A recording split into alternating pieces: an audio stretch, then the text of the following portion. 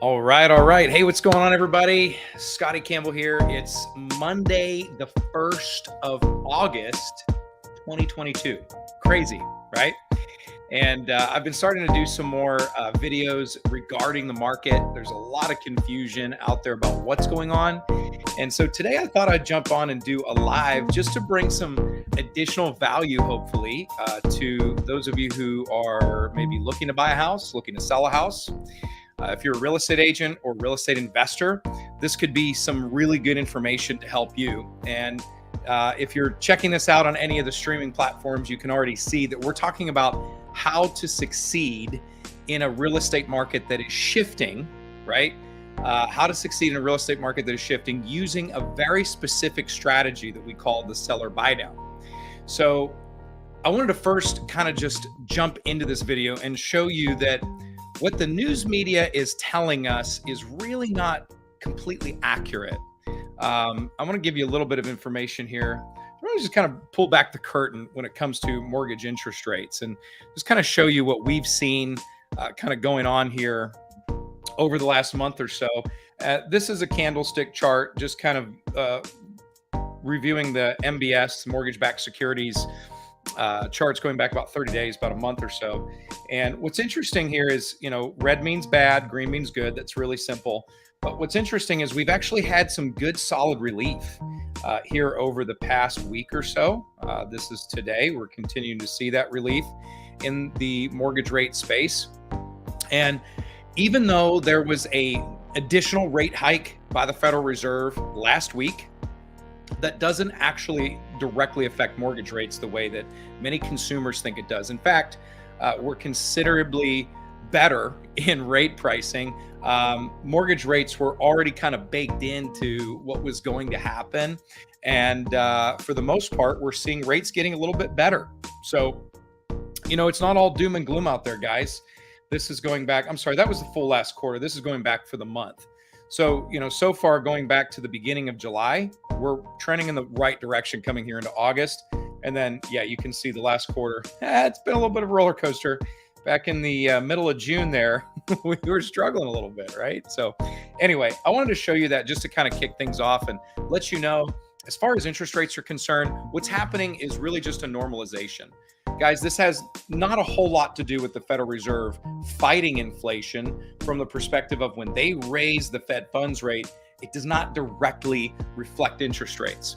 What it does do, though, is it starts to curb consumer spending. Raising that Fed funds rate is causing people to spend less money out there in the market. That's what the Federal Reserve is trying to do here. They want to see an adjustment in spending, in layman's terms, where people spend less money, which is going to cause the cost of services and goods to come down. Well, traditionally, what starts to happen is the Federal Reserve worsens the federal funds rate. People do spend less money, and what actually gets stronger during those times is the effect on mortgage bonds and treasury bonds. So, what we're seeing here right now is a bit of a correction. The other thing that you may or may not know is earlier this year, the Federal Reserve stopped buying up mortgage-backed securities. They had been buying billions of them for years, and it kind of created this false economic structure inside of the world of mortgage rates. And when they stopped buying those mortgage-backed securities, that did cause rates to go up. So that's what we're working with here. It's a normalization. As you're going to see here when I go into my presentation, I'm going to talk to you about rates are hovering in the mid to high fives. You may be able to snake a rate a little bit lower than that, especially if you are a government loan buyer.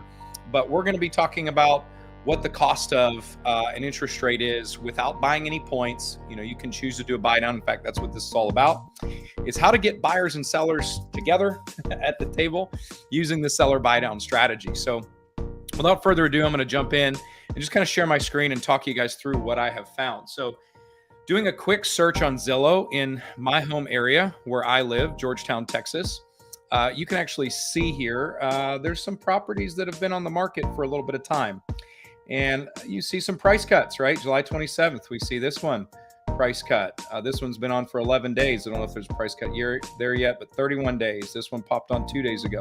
I picked on this one, and it's just a random one that I picked because I saw a price cut of $100 back on Thursday. It's It's 115 Arrowhead Drive in Georgetown, Texas. It's a really beautiful home. I mean, all things would indicate that this house, a couple months ago, 3-4 months ago for sure, probably would have sold very quickly. This one's been on the market for a little bit of time, about 45 days as of when I'm doing this video. And so I decided I'd pick on this particular home and show you how the seller buy down strategy works. Now, the whole idea of this strategy is we want to help buyers and sellers come together and agree to work together on making a deal happen. So I've got a presentation put together. And by the way, I've linked this in the description wherever you're watching it. So you can pull up this presentation. You can watch my quick video explaining it there. We won't go through that today. But we're going to actually look at the presentation itself. And I'm just going to kind of show you how this seller buy down works. The idea of seller buy down is predicated on the simplicity of this. A seller may not want to lower their price on their home, but they may be interested, if it's been sitting on the market for longer than fits their needs, in paying some money towards buyers' closing costs. Well, you can use that money from the seller to actually put yourself as a buyer in a better position to own the home. So we're going to look at a couple of different things here. And I'm going to go ahead and zoom in for you guys. There we go. So this home right here on Arrowhead Lane in Georgetown, it currently has a list price of $624,800. We've structured this for a well-qualified buyer, 750 credit score, putting down 20. And that would give us a loan amount of $499,800 at an interest rate of 5.875, leaving them with a cash to close of $136,719. That's roughly estimated with all things considered. Could be a little bit lower. But then we're going to really focus on here the monthly payment of $3786.74, right? So we buy this house for $625 roughly, and we put 20% down. Our monthly payment, including principal, interest, and taxes and insurance, comes up to about $3787 a month almost. Now let's talk about a $15,000 pricing reduction. So if you were to reduce the price on that home, keep all the other terms the same, and reduce that price by 15 grand, you kind of lowball them on your offer. It's only 15,000, right? So it's not a whole lot of money, but it's still it's a decent chunk. You reduce your sales price down to $609,800, reduces your loan amount, keep everything the same. Okay, so you reduce your payment roughly $70 a month. In fact, I can jump over here and show you in a little chart. It's $70.98 if you do a price reduction of $15,000. All right, so that helps you over time. What's cool about that is you do save a little bit of money over 60 months. $3,437, and over 15 years, all right, you're saving about $9,000. Well, the thing is, a lot of sellers aren't ready to make that consideration yet. They're not ready to drop the price, and their realtor certainly isn't, because that also affects their commission. So let's take a look over here at what happens if we do a rate reduction at the same cost. We reduce that rate by the cost of $15,000. Check this out. All of a sudden, we've been able to take that buyer at the same price, the same loan, down to an interest rate of 4.5%. They're paying the same amount out of pocket, but all of a sudden their payment has gone down to $3362.62, which, if you look over here, that's a huge savings. $424 a month. That's a big deal, right? Furthermore, for a buyer, gosh, over the course of 60 months, that's 5 years. Guys, the average family keeps a mortgage on 5 to 7 years, right? You're saving almost 35 grand in comparison to the list price, and like 31 and some change in comparison to the price reduction. And then here's the big kicker. If you happen to keep that loan long-term, which probably not, but let's say you do, 15 years, look how much less interest you're paying. It's almost mind-blowing what that does.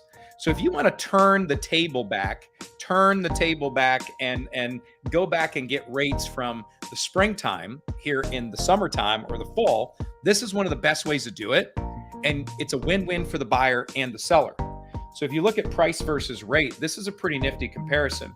In order to see the same savings for the buyer in payment and all those other factors that we looked at over time, you would have to drop the price of that home down to $535,177. That's a very lowballed offer, okay? Chances are you're not getting that, but it's a very good possibility that the seller is willing to come to terms with you if you come to them with a seller buy down strategy. So now how do we do this? Well, First and foremost, you've got to have a great real estate agent who understands strategy and is willing to work with you if you're a seller, willing to work with you if you're a buyer, and work with a lender that understands how to make this happen and bring you guys together. Second of all is you've got to have a qualified professional lender that uses tools like this. So if you're looking to make it happen here at Waymaker, this is what we do. We strategize around how to help families get into homes, how to help sellers sell their homes. Maybe they're moving up, maybe moving down, maybe making investments. But the whole idea of this strategy is we truly do want to find ways to help buyers and sellers win. We're not just trying to represent a buyer. And obviously, you know, at Waymaker Mortgage, we make money by mortgage loans being written. But in a market like this that's shifting, if you're considering selling, buying, you're on one of the sides of this transaction, you need to really think this through. And you need to make sure that you've got great information so that you can make great decisions. Hey, if you're looking to sell a home and you want me to put one of these together for you, let me know. Would love to do that. If you're a real estate agent, let's connect. Let's talk through how I can help you to move property faster in a shifting market and how I can help your buyers to negotiate better in a shifting market. Because when we show this to a seller, it makes sense to them as well. And we're willing to do that. So I hope you have a great day. Reach out if you need anything at all. And by the way, if this is valuable to you, do me a favor, like it, comment on it, share it, help us with the algorithms on the different social platforms so we can get our message out there and help more people to live their American dream.